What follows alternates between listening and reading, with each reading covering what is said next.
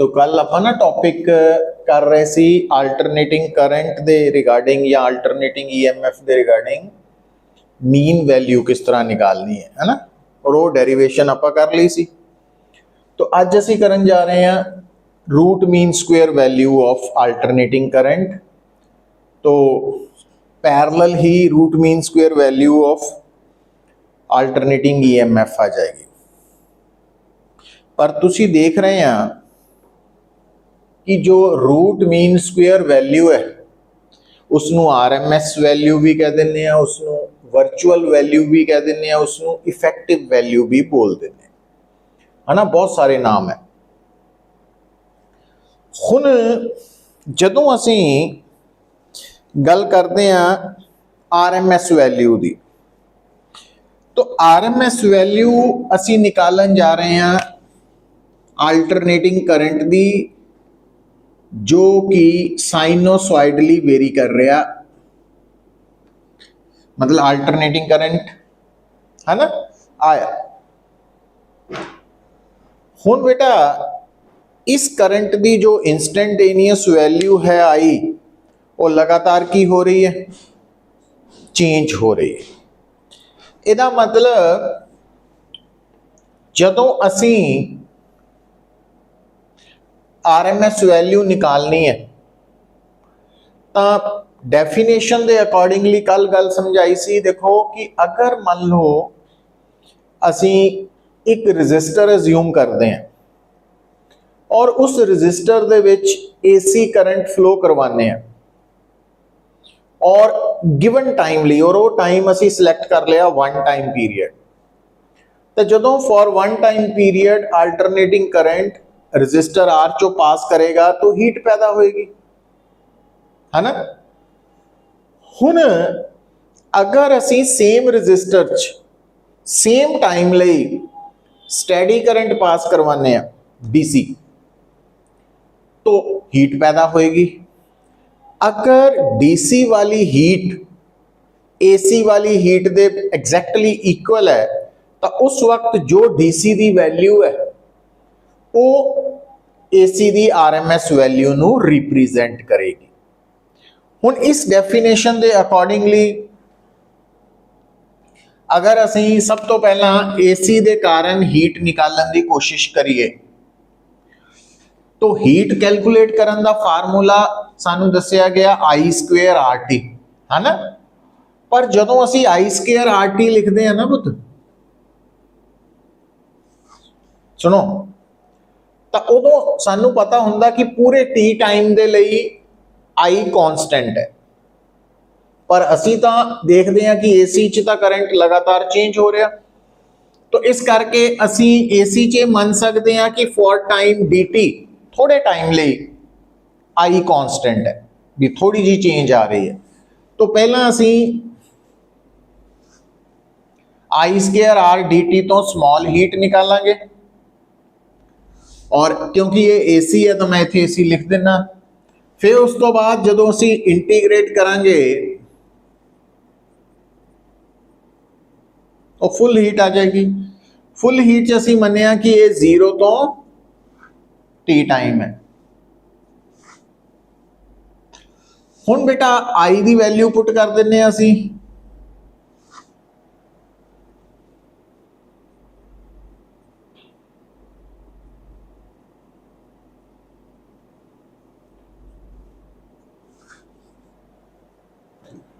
तो for one full cycle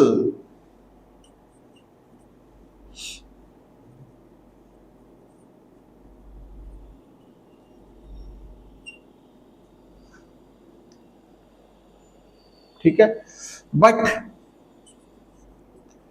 जो sine square दी integration है फॉर फुल साइकिल वो t/2 होएगी। देयरफॉर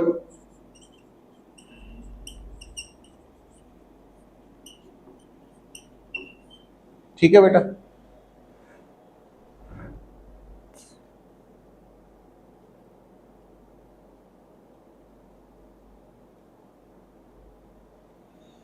तो एसी करके कितनी हीट पैदा होएगी फुल साइकिल च वो असीं निकाल लें।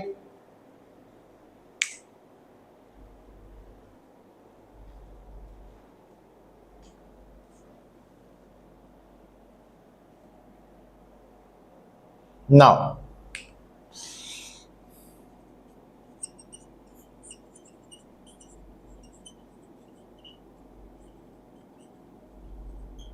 स्टैडी करंट लई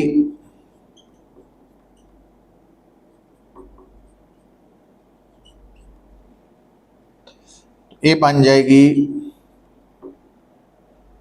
क्योंकि स्टैडी करंट तो हमेशा कांस्टेंट है, ਇਹਦਾ मतलब फॉर स्टैडी करंट ਲਈ टी टाइम च कितनी हीट पैदा होएगी, आई स्केयर आर टी, और टी कैपिटल लेना, R I I D C वाला नंबर।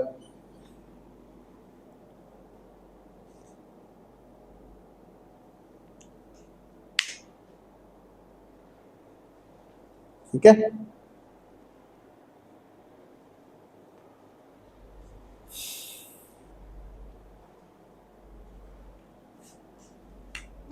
तो फिर आप इत्थे लिखना वाला कि अगर if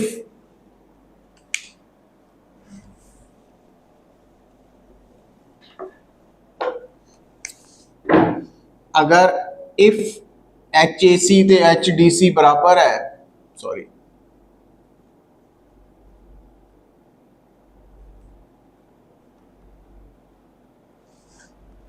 then I D C I R M S दे, ਇਹਦਾ मतलब देयरफॉर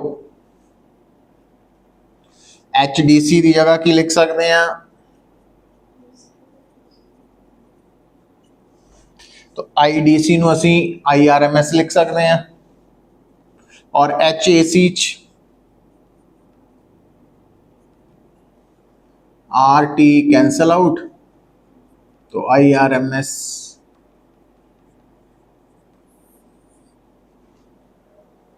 ठीक है। तो की नोट किया पुत, अगर थोड़े सामने साइनोसॉइडली वेरिंग एसी करंट है तो उसकी आर एम एस वैल्यू कितना निकल आएगी,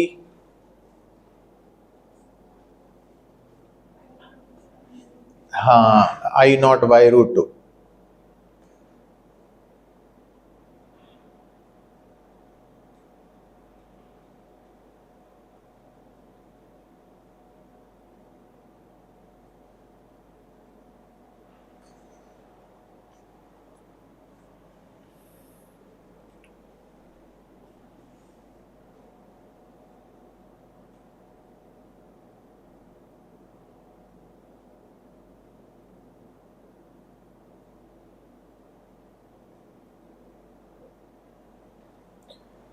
तो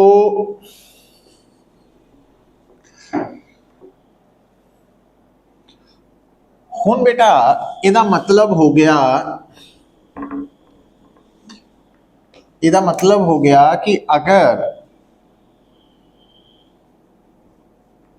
अगर अल्टरनेटिंग करंट इस फॉर्म च है और अल्टरनेटिंग करंट इस फॉर्म च है और अल्टरनेटिंग करंट इस तरह नाल कुछ भी है ना, तो साइन या कॉज फॉर्म च या प्लस ओमेगा टी प्लस इस तरह ना, तो उसकी मीन वैल्यू कितना आएगी 2i0 बाय पाई, ते आर एम एस वैल्यू आएगी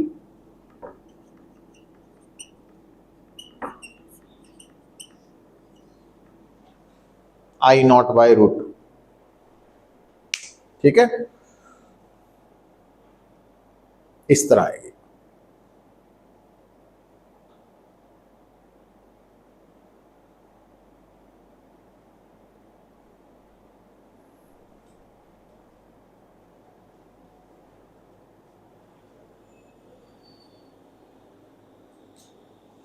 ये हो गया, इंपॉर्टेंट इंफॉर्मेशन है, न्यूमेरिकल्स च यूज कर सकते हैं असी।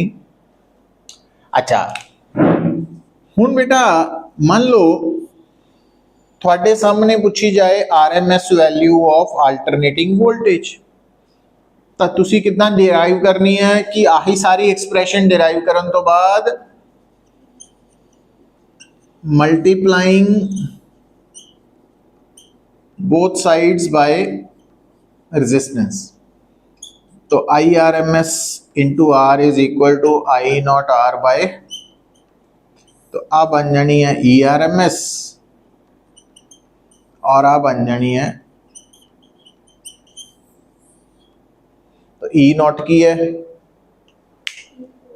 पीक वोल्टेज ते E R M S voltage. R M S voltage नूं असीं root mean square voltage, virtual value, effective value of alternating voltage भी बोल सकते हैं।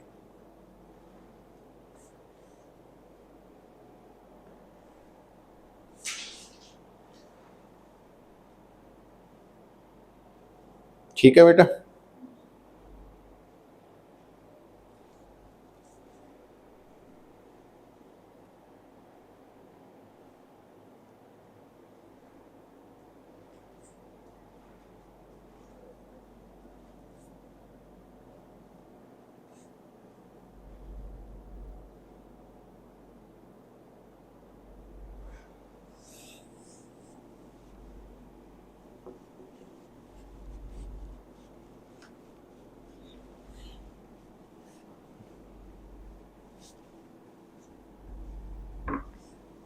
देखो नाउ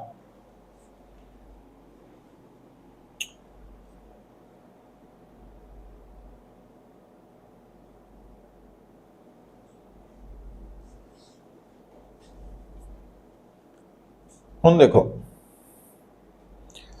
हुण बेटा जदों असी रूट मीन स्क्वेयर वैल्यू या average value, peak value, then instantaneous value, तो ये चार तरह दी वैल्यूज असी अल्टरनेटिंग करंट दे नाल या अल्टरनेटिंग ईएमएफ नाल जोड़ते हैं, है ना। चार वैल्यूज केड़ियां वा?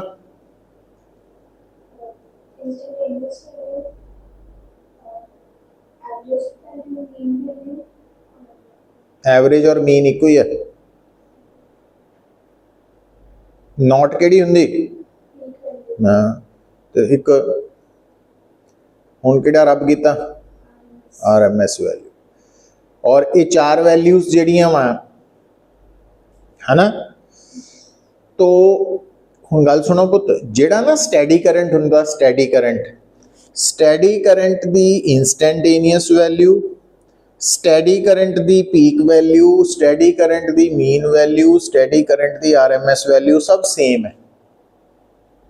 तो स्टैडी करंट दे लई असी ये चार नाम बोलते नहीं है, असी सिंपली की बोल दिंदे आ स्टैडी करंट, है ना। पर जदों असी अल्टरनेटिंग करंट या अल्टरनेटिंग वोल्टेज नाल डील करना तो असी की बोलांगे कि या बोलांगे कि ये है अल्टरनेटिंग करंट दी आरएमएस वैल्यू, या बोलांगे मीन वैल्यू, या पीक, या इंस्टैंटेनियस, है ना। तो नाम पूरा बोलिया जाएगा। पर हुण एक गल सुन लो नोट करके कि जो आरएमएस वैल्यू है ना अल्टरनेटिंग करंट दी या अल्टरनेटिंग ईएमएफ दी, सुनो पुत, क्योंकि ये इफेक्टिव वैल्यू है, तो लिखो in general when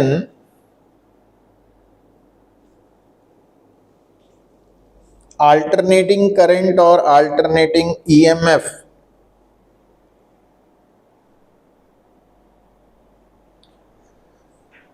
are expressed without mentioning their full name,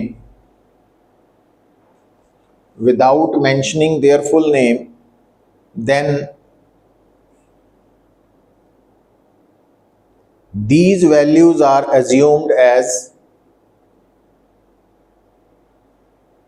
their RMS values,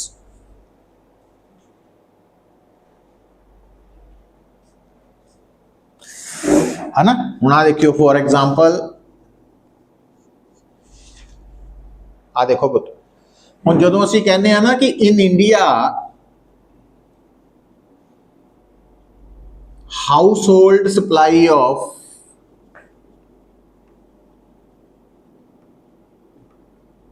alternating voltage is 220 volt 50 hertz। सुनो पुत,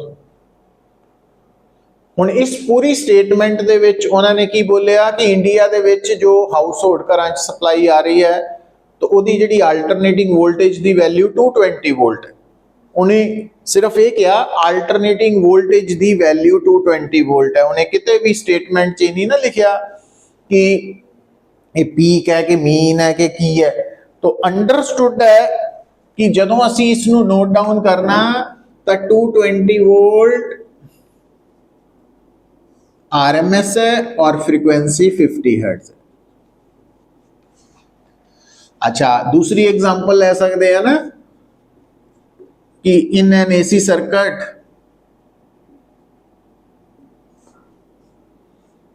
AC is 5 एम्पीयर। तो इसका मतलब ये केड़ा करंट है AC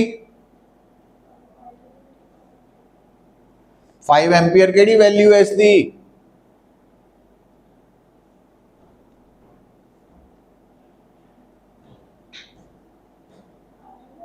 RMS वैल्यू है।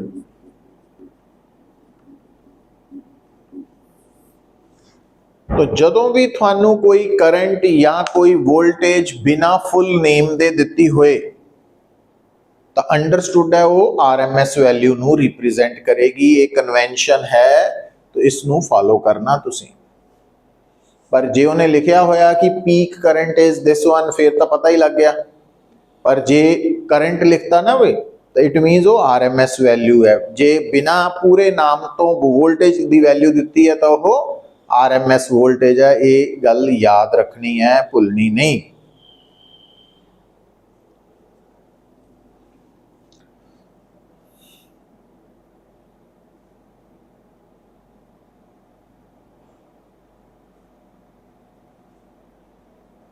नेक्स्ट देखो, जदों तुसी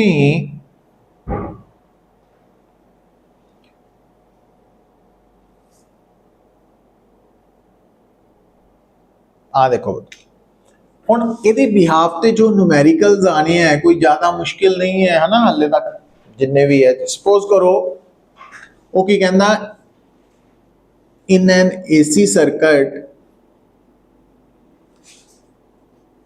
current is equal to sin 100 pi t। तो आ वैल्यू देती है।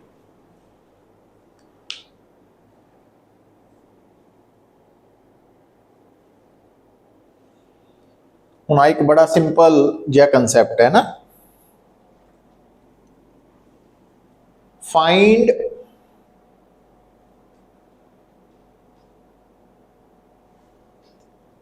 Number 1 peak current, number 2 mean current, number 3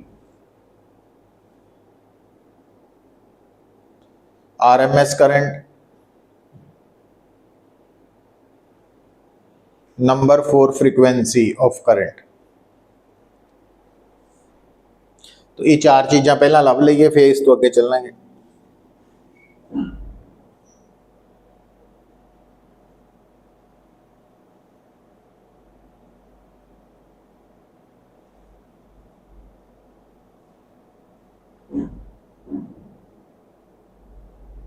हो जू देखो इनू कंपेयर कर लो ना। तो आई नॉट आ गया, पीक करंट आ गया 10 एम्पीयर, तो आई एम की आ जाना। तो इनू स्टैंडर्ड इक्वेशन ऑफ करंट वाली नाल आपां इदां जदों इक्वेट करांगे तो आई नॉट पीक करंट आ गया 10 एम्पीयर, मीन करंट हुंदा 2 I naught by pi, RMS value होंगी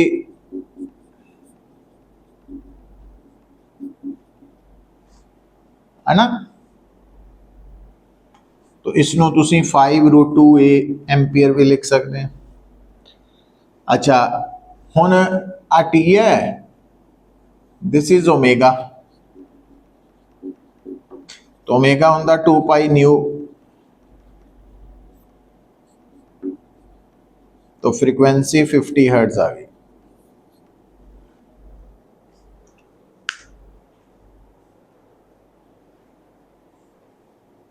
है ना?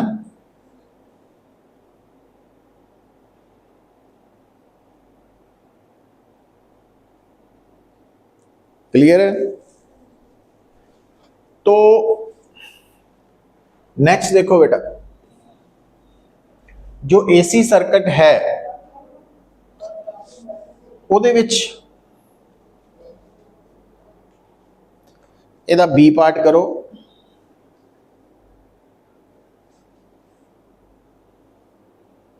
Find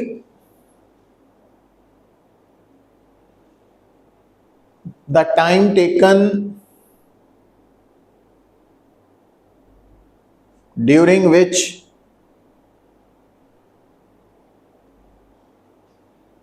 current increases from 0 to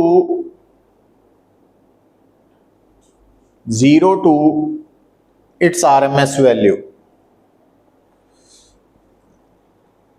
ਹੁਣ ਆ ਦੇਖੋ ਪੁੱਤ, ਇਹ ਜਿਹੜੀ ਇਕੁਏਸ਼ਨ ਹੈ, आड़ी इक्वेशन नजर आ रही?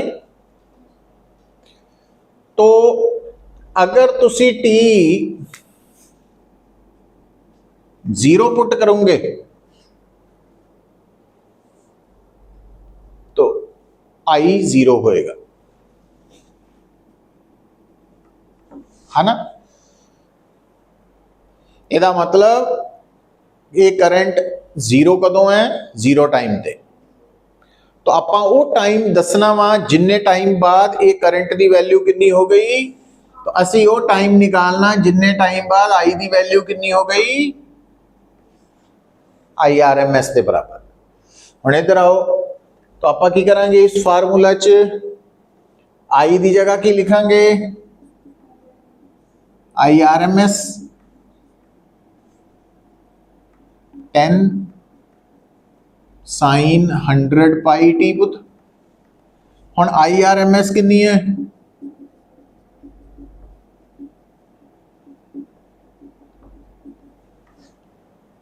वैल्यू कितनी हो जानी?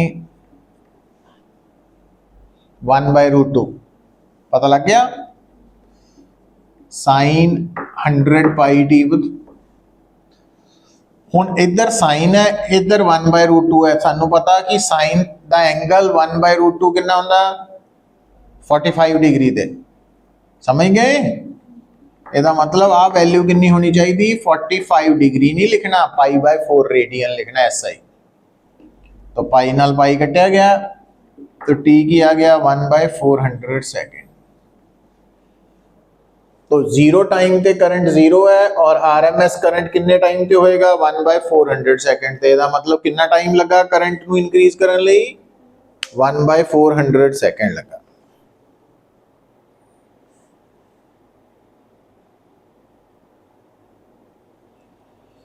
तो ये आप सारी डिस्कशन करंट ਨੂੰ दिमाग च रख के कर रहे हैं, बट बिल्कुल पैरेलल डिस्कशन किहदे ਲਈ वैलिड होनी है?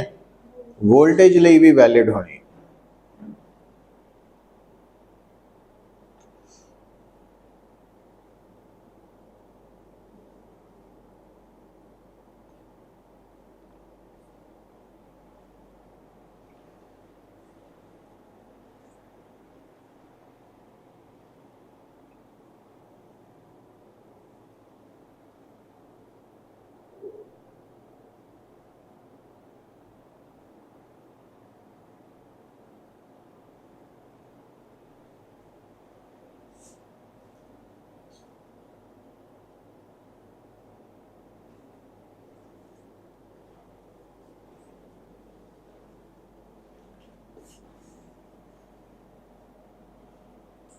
ठीक है? अच्छा,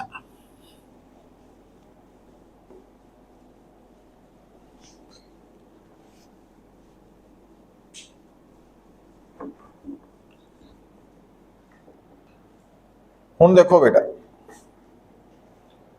जदों तुसीं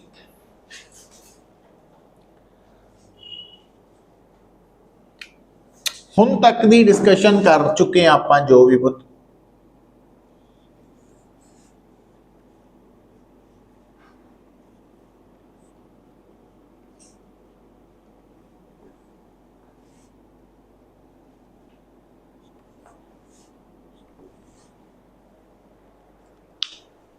देखो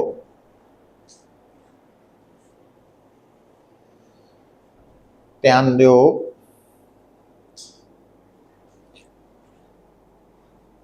ये है symbol for register, capacitor having capacitance C, register having resistance R, inductor having inductance L।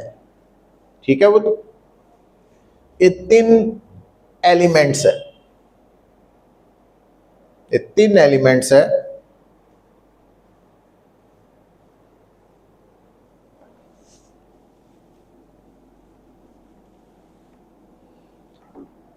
हुण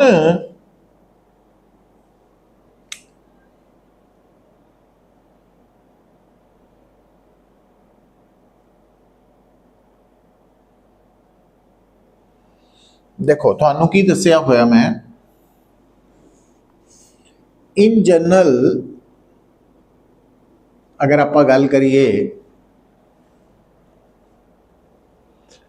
तो साइनोसॉइडली वेरिंग करंट नू लिखण दा तरीका असीं इदां लिखदे आ, वरतदे आ ना,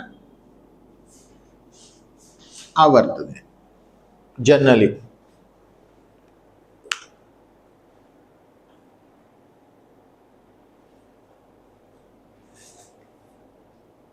है ना, इस दे विच इस टर्म नू असीं की कहने आ, फेज। और ये जड़ा फेज है इस वक्त ये दो पार्ट्स है, एक आ पार्ट जो कि लगातार टाइम दे नाल चेंज हो रहा, और आ पार्ट है ये उदों भी है उस वक्त भी है जिस वक्त t0 है।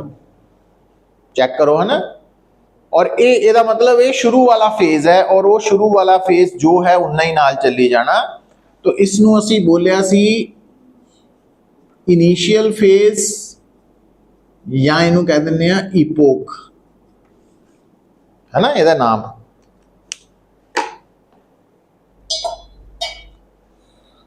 हुण बेटा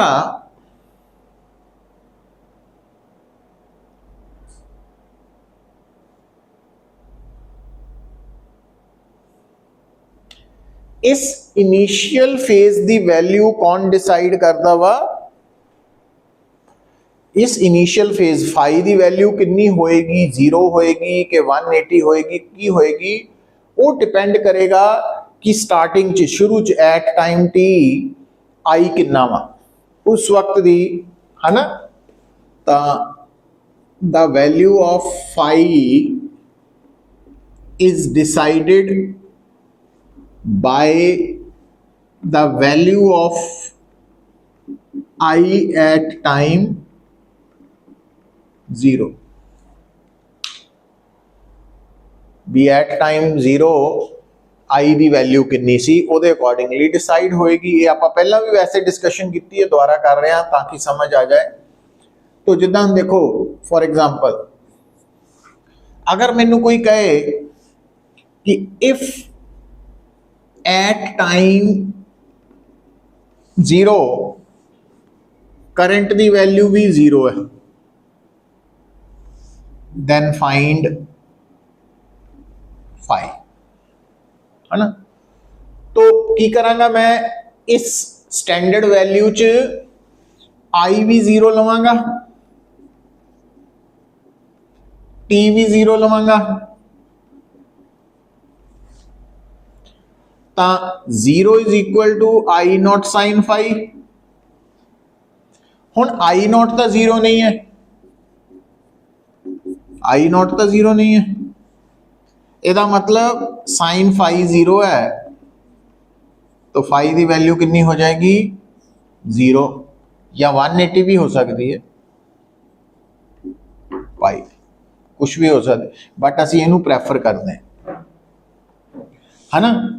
अच्छा, जे मैनू कोई कहे if at time t0 i is maximum, भी शुरू च करंट मैक्सिमम है, तो फिर फाइंड दी वैल्यू फाई, तो फिर की करांगे इत्थे आपां, है ना, 1 is equal to sine phi, तो हम साइन फाई की वैल्यू 1 मतलब फाई 90 डिग्री, 90 डिग्री या π/2 रेडियन, है ना।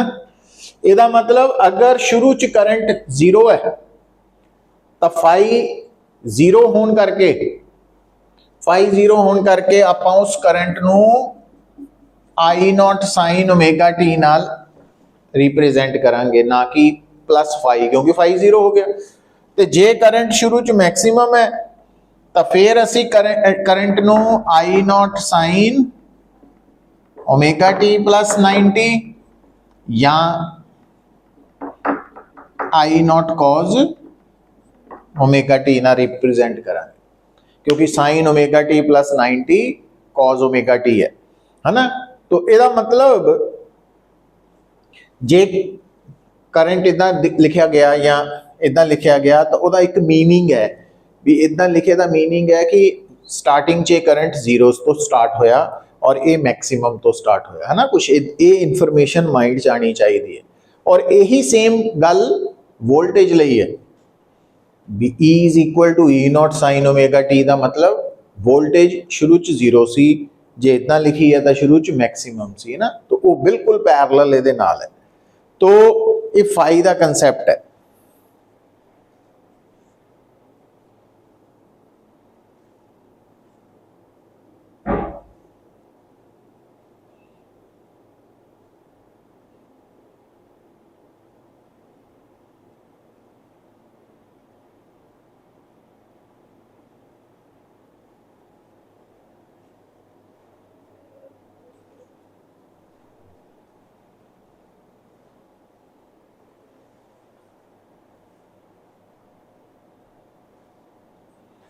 तो इन्नी गल लग गई आई समझ। तो इत्थे रुक जाना अज, क्योंकि कल नूं फिर ना फ्रैश